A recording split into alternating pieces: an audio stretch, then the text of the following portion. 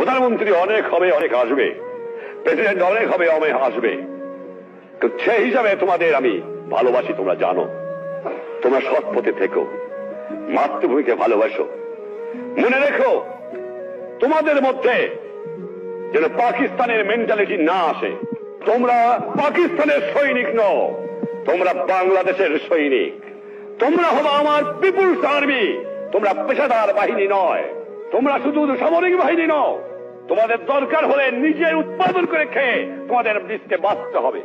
এটা হবে আমার জনগণের বাহিনী, এটা হবে পিপুলস আর্মি। এটা পাকিস্তানের পেশাদারি আর্মি হবে না। এইদিকে তোমাদের খেয়াল রাখা দরকার।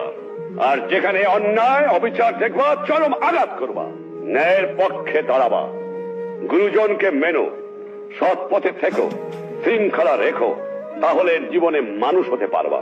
একথা তোমাদের ভুললে চলবে না।